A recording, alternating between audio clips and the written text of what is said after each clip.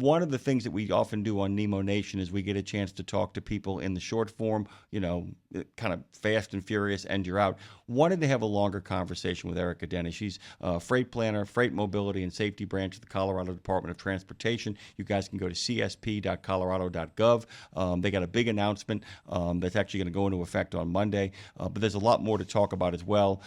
Good morning. Welcome back, Erica. It's good to have you. How have you been? Good morning. Thanks for having me back. Can you hear me? I can hear you just fine. Can you hear me, or do I sound like Excellent. distant thunder? I sure can. Okay, great. Yep, all good. All right. Let's kind of just jump in here. Let's talk about the chains and the winter driving. We'll talk about the announcement of what happens on September 1st, and then we'll get more into detail of winter driving. Having spent my own set of time driving in Colorado in the winter, and in, by the way, the state of Washington and Idaho, it's a very different experience than those people who are used to kind of working in the Sun Belt. But let's start with the Monday announcement on Labor Day. Sure. So the state of Colorado for many, many years along I-70, but now as of last year with a new piece of legislation that passed, we require commercial motor vehicles or trucks or anybody over 16,000 pounds to carry chains and or alternative approved traction devices starting September 1st through May 31st. It's always a hard pill for me to swallow personally because I am a summer gal and the thought of chains means winter is coming. But unfortunately, we are at that point again. So starting on Monday, you must have your chains on the truck, whether it's snowing or not. It's go time for everybody as the weather can turn at any moment in the high country of Colorado and a lot of the western states, but I'm speaking specifically Colorado. It's interesting to me, too, because we do a segment on this show called Education Station. We do it every week, and we talk to different instructors, different coordinators, different educational folks in the CDL area. And some of them are teaching it, some of them are not. And you can always tell who's teaching it almost immediately by which state they come from, wherever, if I'm talking to Donnie Tulk at Tulsa Tech, he said, anybody asks, I'm going to actually show them how to do this. And the further up you go, when we get to our friends in Wyoming, the folks we've actually had from a couple of CDL schools in Colorado, they're like, oh no, it is part of the curriculum. This is one of those things too that, there's a lot of people who use the routes that you have all across Colorado, They use it when they're crossing the entire country, these over-the-road drivers. So people need to remember, this isn't about Colorado. You guys are the enforcement arm of this. But any truck driver, anybody doing this, they're required to have this, correct? Did I get that right? Please correct me if I'm wrong. That is correct. If you are coming through our state, and, I mentioned briefly that this has been something that's been in effect for many, many years at this point on a stretch of I-70 through the mountain corridor, but it has now been expanded. And that's what I really would like to try and push again this year. I was on last year discussing this, trying to get everybody the heads up, but it's not just I-70 anymore. It also includes pretty much, to make it simple, if you're on a Colorado highway and or interstate, west of I-25, you need to have chains on your truck. So if you're in the mountains, just have chains on your truck. It's best practice anyway, because if for those of you that have driven through that beautiful part of the country, you can go through, let's say, the Eisenhower Johnson Memorial Tunnel, which is the Continental Divide. It can be sunny and beautiful on one side and a total blizzard on the other. It's unbelievable. So you have to be prepared at all times. It's a safety precaution that's best for everybody. There are two kinds of first-timers that I'd like to focus on here that I think it kind of neatly ties in with what you're kind of trying to make sure people understand. The first-timer is a genuine first-timer, people who are just kind of new and wet behind the ears when it comes to truck driving, or at least new when it comes to having to make their own decisions while truck driving. The other first-timer, of course, is people for whom the route is new. There's a lot of people for whom they are old hands at this stuff. They've been driving trucks for years, but for the first time, they're actually making a move through areas of the country that either are or resemble Colorado. Can you talk to them a little bit about why this is so important? We're erring on the side of safety. Why not? Best practices. But can you kind of explain for the people, and there are people out there in truck driving who don't always know, why chains? Why do we put them on? What do they do? Sure. To your point, we actually have some statistics for the summer season for hot breaks and those that use runaway truck ramps. And just to further elaborate a little bit on what you just mentioned, the data says very clearly over the past 20 years that those that are using runaway truck ramps, which we fully condone, if you lose your brakes, please use them. Those that are using them are typically someone who has received their CDL within the last 5 years, and it is within the first 5 trips on the mountain corridor. So it just goes to prove, hey, this is something different that's not like, out east, they've got mountains, but the mountains are not the same as the Rockies. And we have resources for folks to be able to review to give more of a visual, but you need to understand that percent grades are massive, and you're looking at 6 to 8% grades consistently on I-70, and our alternative corridors typically can have even steeper grades, and those are both up and down for long stretches. So, I frequently discuss Donner Pass as another one that everybody knows about in California, going up and over, having to have chains, but that's one mountain pass. We have the on I-70 Eisenhower Tunnel going up and over that. If you're a hazardous materials truck, you're going over Loveland Pass instead. And then you have Vail Pass. So you have 2 major mountain passes that you may unfortunately have to put chains on and take them off twice between the 2 as you commute through the state. But it is so critical because it is so easy for weather to turn and turn quickly. And with everybody up on the corridor trying to get up skiing or get through the state safely, trying to get home, it's hard to maintain and keep the roadways completely clear. And as soon as it gets icy, folks can slip, lose traction, et cetera, on these steep grades. And, it can get scary and it can really bog down the interstate, really delaying everybody. So we're trying to get ahead of it. And, by carrying chains means that you're prepared for when we have these snow events. And we have 130, we just did another inventory, train stations, both up and down throughout our state. So we have a surplus of locations to where, we're always looking to improve and add additional, but we want to make sure folks have places to safely put chains on and take them off so that all can operate safely, all can continue on their way without getting jackknifed or stuck or any of the above. One of the things I love talking to state DOT agents, people who represent the interest of estates when it comes to the road. We were talking with Chris Hughes a while back, and he's going to be on Trucking with OIDA just later on. Of course, the big focus over there is parking, and so much of what you guys do is try to logistically figure out not just what you need, but where it's needed. And you did mention 130 locations to do this at. Can you talk and explain to our listeners a little bit how you make those determinations of where those places should go? I make the joke all the time about traveling. My brother and I would travel across the country a lot of the time, and we'd get right to the edge of the Rockies, and it took me 2 or 3 times riding with him. He's a great driver. He would always stop right at the edge of the Rockies and be like, he would just take this deep breath and have a cup of coffee, and he'd be like, we're going through the Rockies. And he really would take a moment to kind of get himself in a mindset for those steep inclines. He said the climbing didn't bother me. He said going up never bothered me. He said, usually when you're going to an amusement park, going down is the fun part. It ain't the fun part when it comes to driving the Rockies. And so I wondered if you could kind of talk about how you decide where to put the things that people need, the runaway ramps, the chain stations, all of that kind of stuff. Let our people know what kind of planning and consideration goes into that.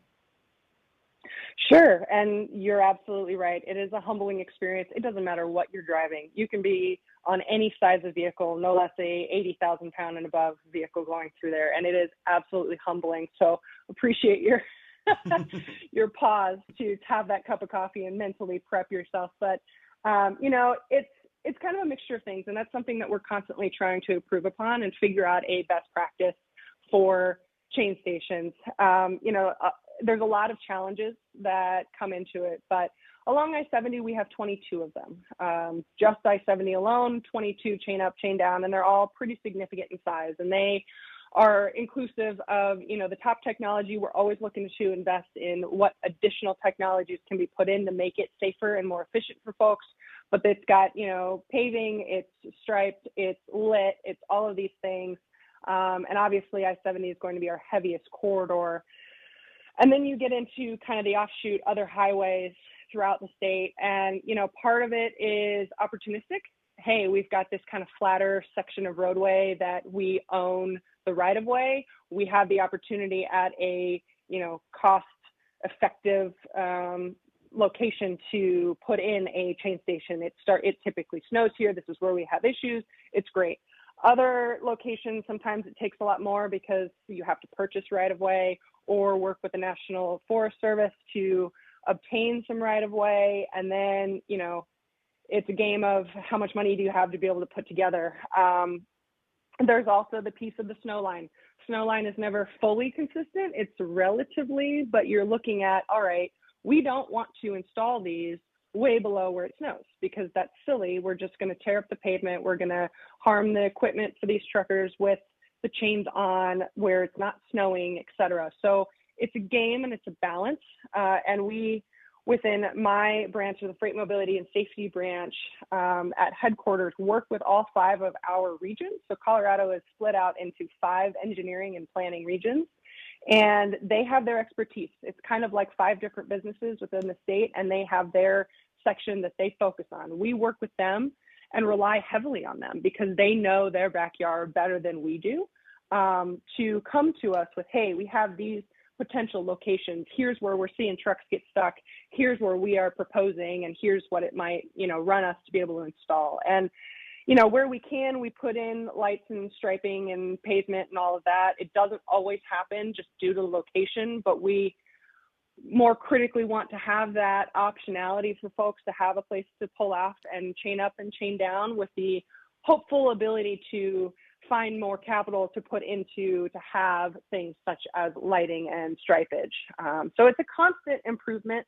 And, we have a chain station study that we were requested to put together last year that should be coming out within the next month or so, being sent to our state legislature, which will outline a lot of our kind of current conditions and where we want to go. So we're excited about that. Yeah, and so I'm gonna do a little shifting here, and no, like I said, I mean, actually, this question is set up by the previous question. There's a lot of information there. There's a lot of information in regards to both what it means to put on chains, where you should put on chains, kind of figuring that stuff out. And guys, csp.colorado.gov is a really, really clean and easily accessible resource that gives you information. They even have a section for motor carriers. Please check out all that information. They actually point you in the direction of other responsible links as well.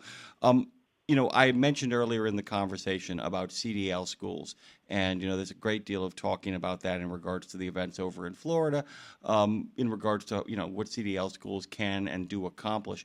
And I was kind of curious, in specific, how do you guys work with the providers of that in regards to training? Are you making sure that, at least in Colorado, the necessary training is going on to get people up to speed, both with the carriers and the people who are providing CDLs, to get these, especially young and onboarding drivers, up to speed when it comes to chains?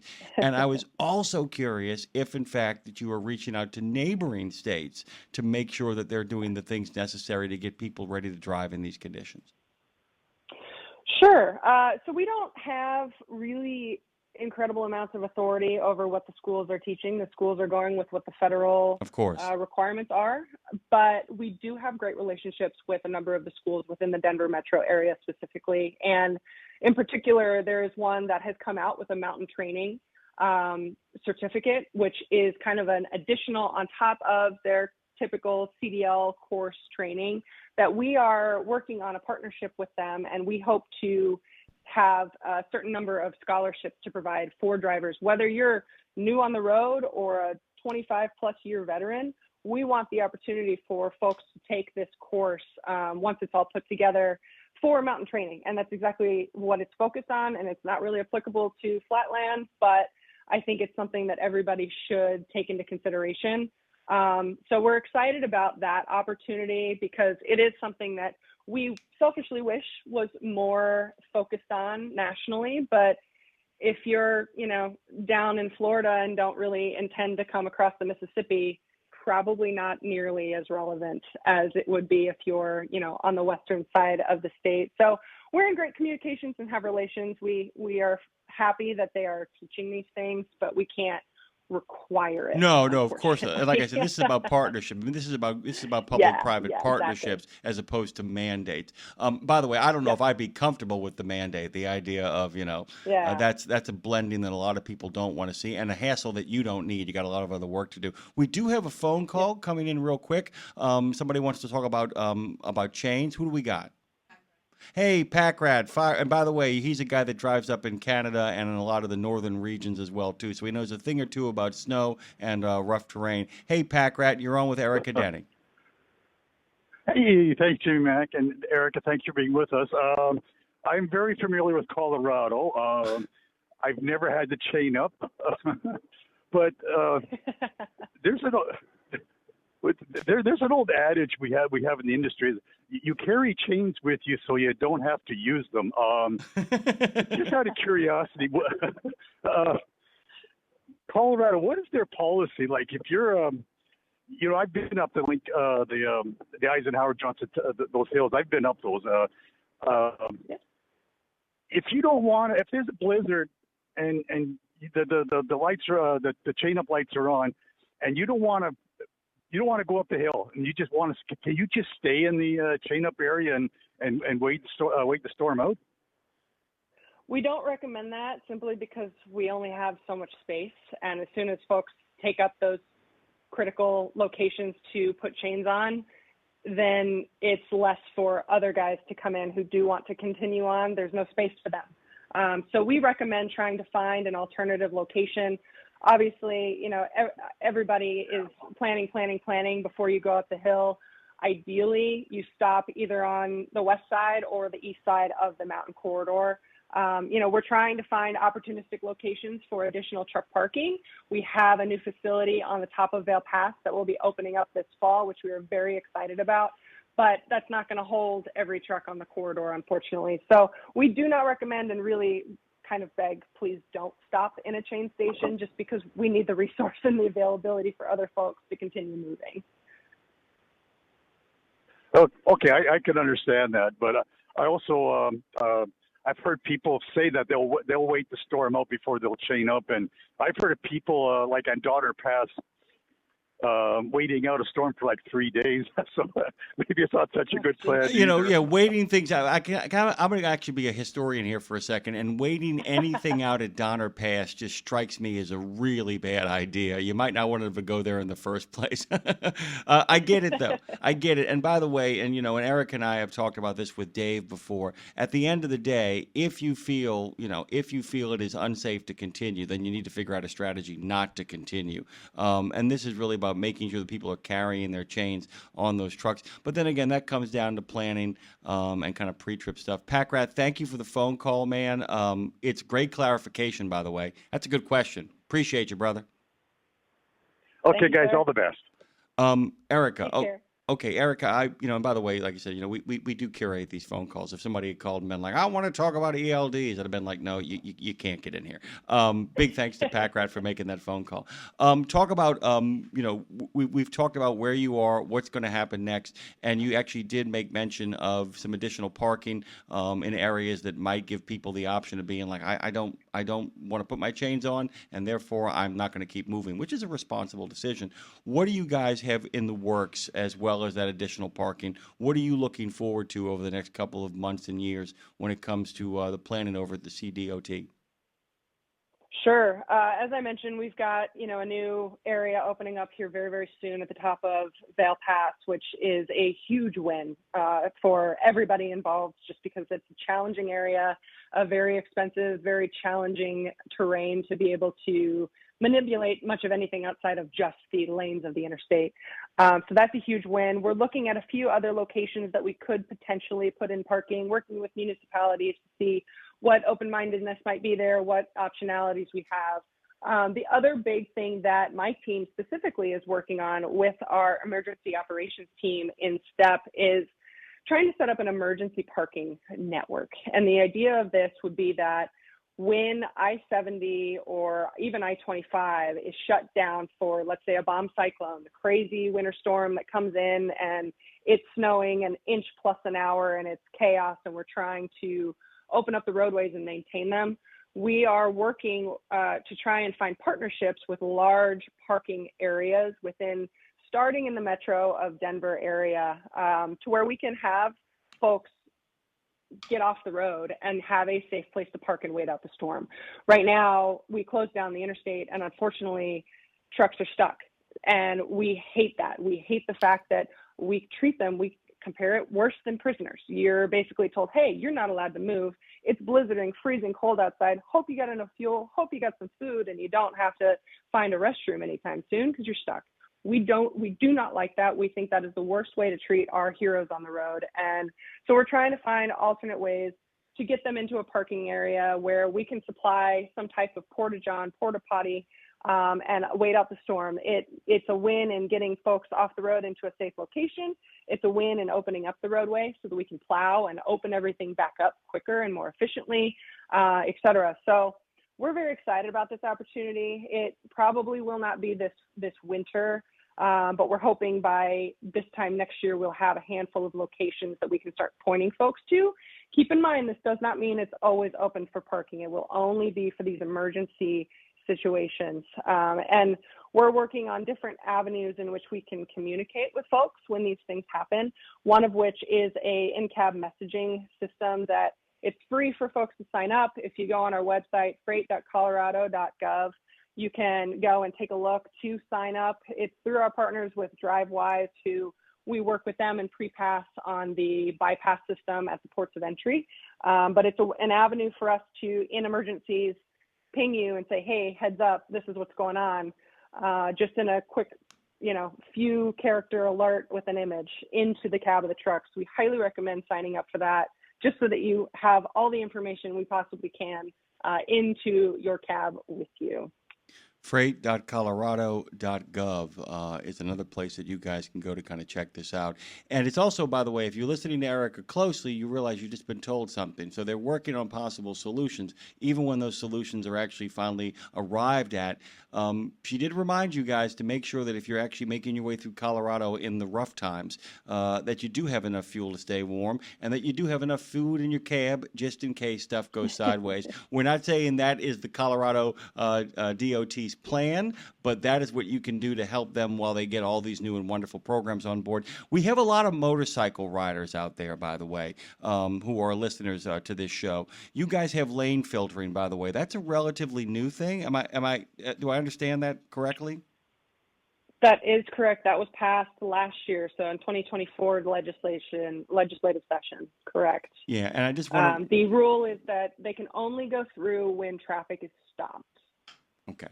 And I want people to know that because, anytime anybody who is not from places where lane filtering is a regular occurrence, they arrive in Sao Paulo, Brazil, and find themselves terrified by the moto boys, or they find themselves on the I-5 in Los Angeles going, what the heck just happened? Why did somebody almost clip off my rear view? But that's a reality. I just want to let people know that's coming as well. What's your plans for the Labor Day weekend, Erica?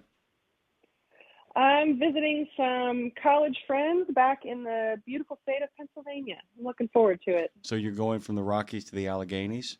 Is that what you're telling me? I am. By the way, that's from the big mountains to the rolling hills. Yeah, that's a very different. And by the way, Erica hit the nail on the head. Even if you've driven the Appalachians, even if you've driven the Alleghenies, all of those mountains on the east, we're not saying they're not difficult and require a whole great deal of skill. It ain't the same thing. The moment you get to Colorado the first time in a semi or any sort of truck going downhill, you suddenly realize you are literally not in Kansas anymore. You really have made your way into the Magic Kingdom. Big thanks to you, Erica. We wanted to get a longer form conversation. I got about a minute here in case there's anything we left on the table that you wanted to make sure you touched on. I'm just going to push again. Please come visit our website, freight.colorado.gov. We have resources that we are constantly trying to improve upon and add, a lot of which talk about the chain season and what it means and what the rules are. And we want to make everything as easily and ingestible as possible. We have videos talking about driving through our mountains. We're not by any stretch telling you how to drive. That is your expertise. we just want to give you tricks of the trade of, hey, heads up, this is what you're about to embark on by coming through our state. So we hope that you are able to take a look and visit. And, you know, if you ever have anything that you have feedback on that we need to tweak or add, please, please, please reach out. We're always looking for feedback. By the way, this incredibly informative segment, by the way, the responsibility of Erica. The information comes from Erica, not from me. I have nothing to do with how wonderful this segment is. And the wonderful phone call from Pack Rat will all be available on our YouTube channel in segmented form, not too far away from the end of the show. Erica, big thanks. You are welcome anytime you got anything grooving and moving over there that you want to keep people informed about. Thank you so much. Thank you. Have a great one. You too. And Dave says hello.